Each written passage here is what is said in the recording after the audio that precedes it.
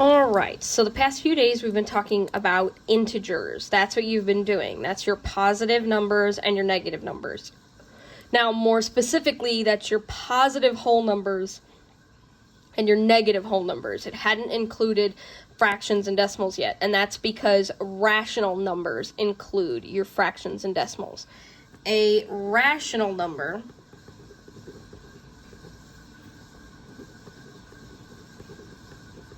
is a number that can be defined as an integer, a fraction, or a decimal. So this is all the numbers that you know. Any fraction or decimal or regular number that you can think of, there is a negative number to go with it. So when it says graph this number and its opposite, 3 over 4, its opposite is negative 3 over 4. The same thing you've been thinking this entire time. So let's go ahead and put our 0 in the middle, just like we've been doing, and then fill in the rest of our number line.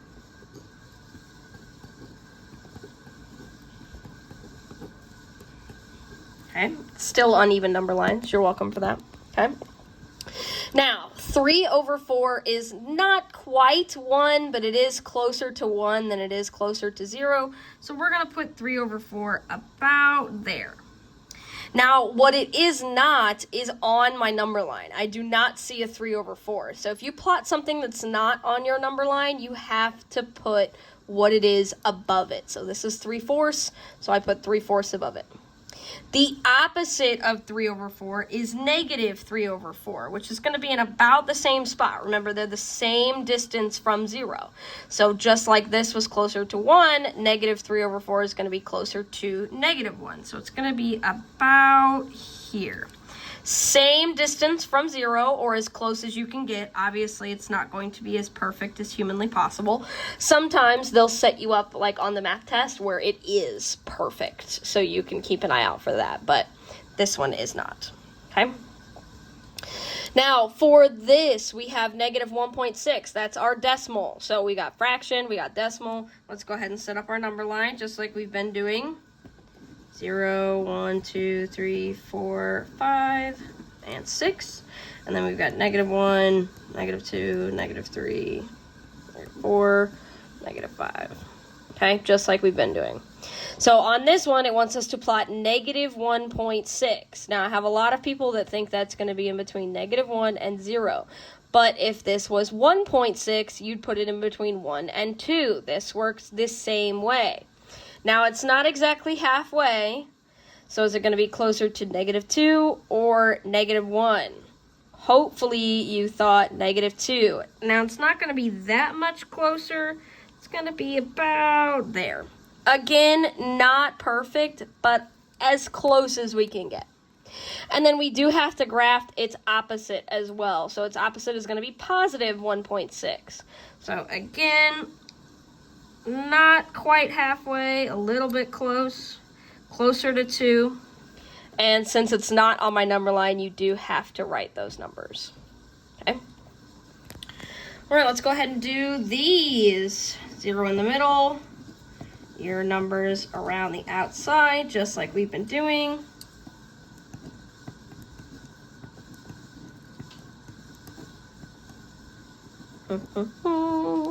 And then we've got our first one, 2 1/2. That's going to be halfway in between 2 and 3. Write what the number is, 2 1/2. Negative 2 1/2, because I have to graph its opposite, is going to be halfway in between negative 2 and negative 3. Okay, then we've got negative 4/5. Again, closer to 1, or negative 1, I should say, but not quite. It is going to be closer than 3/4, because as you cut the smaller pieces, you get closer and closer and closer. So I'm going to put it just a little bit closer than it was up there, or as close as you can get to a little bit closer, because as you see, those look pretty similar. And then we need positive 4/5, which should be about the same distance, so about there. Okay. Negative 3.5. My favorites are the 0.5s. You guys love those too, probably. Negative 3.5 is going to be halfway, because that's what 0.5 means. It is a half. Negative 3.5 is going to be about right there. And then we have positive 3.5, which is going to be halfway in between positive 3 and positive 4. And then we have 5.25. Now, that 0.25 tells me that I'm going to be closer to 5 than I am to 6. Technically, I'm exactly halfway between halfway. And then I need negative 5.25. Now, depending on where you put your 0, yours is going to be on the end or hanging off the end there. Mine is. But those are our numbers. Okay? Let's compare fractions and mixed numbers. So, we've got negative 1/2 and negative 3/4. Now, if I set my number line up where 0 is here, and then instead of putting 1 right next to it, I count by something that'll help me. And when I take a look at these two numbers, the first number that pops into my mind is 1/4. That's going to help me the best. So if this is 1/4, this is 2/4, this is 3/4, and that means that this is 1. So I'm going to put 1 here, and then I'm going to do the same on the other side. Negative 1/4, negative 2/4, negative 3/4, and that means that negative 1 is going to be right there. So I'm going to put negative 1 right there. So I need to put negative 1/2 on here. And as we know, negative 2/4 simplifies into negative 1/2. So this is 1/4, this is 2/4, which means that this is my negative 1/2. And then my negative 3/4 is going to be closer to negative 1 than negative 1/2 is. And then it says compare. So which one is closer to 0? Now, obviously, we wouldn't deal with fractions when it comes to money, but remember, as you get this way, your numbers are bigger. As you go this way, your numbers are smaller. Okay, so in my original problem, I had negative 1/2 and negative 3/4. And this tells me that negative 3/4 is a smaller number, so I'm going to put greater than here. Just like that.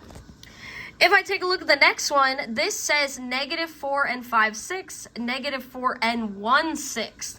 This is an example where 0 in the middle here just does not make much sense.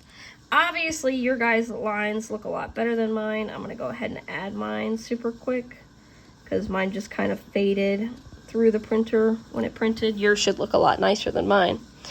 I am going to start my number line over here with negative 4. Now, that tells me that this way, when I write my next number, technically it should be negative 5, but that's not going to really help me here. I want to count by something that'll help me, and these are both out of 6. So my best guess is that this would be a lot easier if I count by 1/6. So that means that this would be 1/6, 2/6, 3/6, 4/6, 5/6, 6/6, which means that this would be my negative 5. Oh, I lost it already. 1, 2, 3, 4, 5, 6. So this is my negative 5. So, in between negative 4 and negative 5, you're going to find these two. This one would come first, negative 4 and 1/6. That's going to be 1 away from negative 4. I'm going to go ahead and label that on my number line. Negative 4 and 5/6, that's almost negative 5. We're very close to that. So, negative 4 and 5/6 is there. So, when you go and put them in the order, that means they were already in order. We get our less than sign there. All right, let's take a look at the back. This time they take away that number line. So this one's not so bad. This you think of like a regular fraction. 4/7, 1/7. If these were positive numbers, 4 slices of pizza is definitely better than 1 slice. But these are negative numbers, which means your thinking is going to be a little bit backwards. So this is less than. Negative 4/7 is less than negative 1/7. This one is actually super close, and I have people get this one wrong all the time. But I like to draw this little diagram to help us. Okay. If I have two blocks that are the exact same size, check that out, and I cut one of them into thirds, and I color that in 2/3 wise, and then I cut one of them into sixths. I think I can do that. Is that 4? Oh, I think I messed it up. Yeah, I messed it up. Let me go above. It's alright, we got this. 1, 2, 3, 4, 2, 3, 4, 5. Ah! Messed it up again. 6. Close enough. Now, obviously it's not perfect, but this one is more than that one. We get just a little bit closer to that one hole. So that means that this is actually the greater number because they're both negative. Remember, your thinking is a little bit backwards. I have a lot of people that want to say that this one is greater. This one is closer to -2. We want the one that's closer to -1. Decimals are always everyone's favorite compared to fractions. They are much easier to compare. Go ahead and set your number line up like we've been doing this whole time. You guys will get sick of writing number lines after a while. It's pretty normal. Now, on this first one, it says -1.5. Let me add that point there. So I'm going to go ahead and plot -1.5. That's going to be halfway in between -2 and -1. Okay? And then I'm going to plot -2.3. That's going to be in between -2 and -3, but it's going to be closer to -2 because we don't have that big of a number afterwards. So it's going to be about there. Probably a little bit off, but it's basically in the right spot. So when I compare these two, -2.3 and -1.5, this one is closer to 0. We get closer to those positive numbers, which means that this one is greater. I have a lot of people that want to say that this next one, they are equal, and that is not the case. Those are not equal to each other. So let's set this up like we've been doing.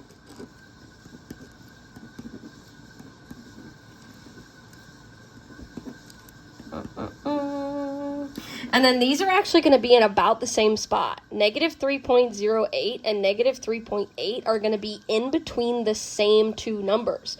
Both of them are going to be in between -3 and -4. So this is where we're focusing. But we need to decide which one's closer to -3 and which one's closer to -4. And for that, we're going to go in order.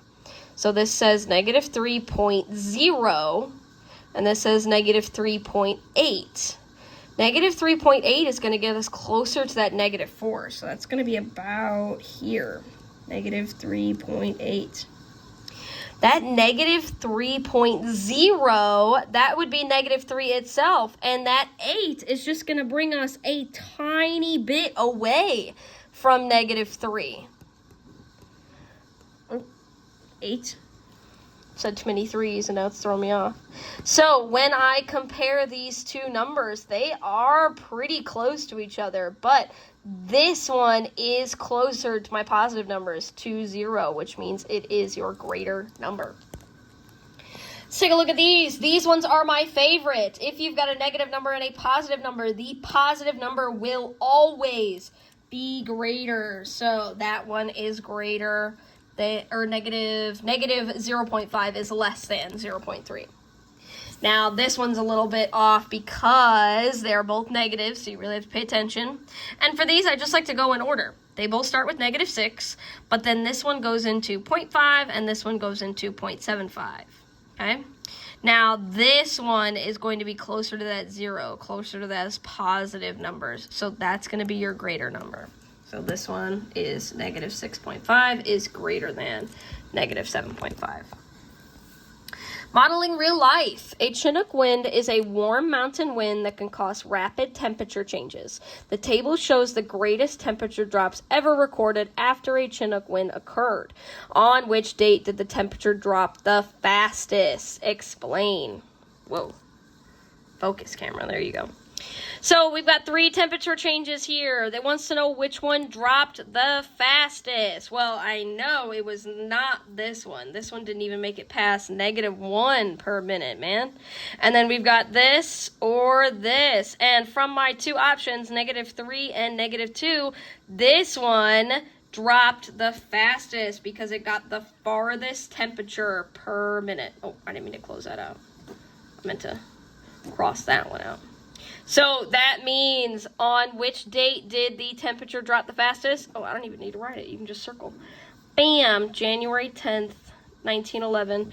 And that's because this one is the farthest away from 0. So it dropped this much per minute. It just kept dropping this per minute. And that's the farthest from 0. So that's why it's the fastest. Okay?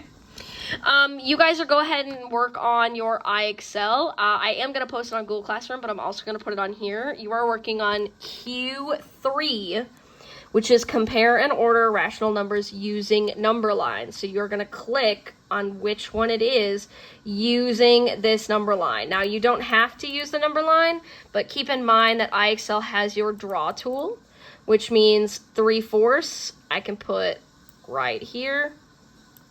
And -0.5 I can put here, and that tells me that this is bigger, so I'm going to pick the greater than sign. Okay? Let's see if you got any other types of questions. Looks like they throw in some mixed numbers there. Don't let that scare you. Use that number line. It will help. And then it will eventually ask you to put them in order. Make sure you pay attention to what order it tells you to put them in. Okay, and then use that number line if you need it. Place where 3/8 would be. Place where -7.5 or -1/10 would be. Okay, and then drag like you did with the integers one. Okay, all right, get going.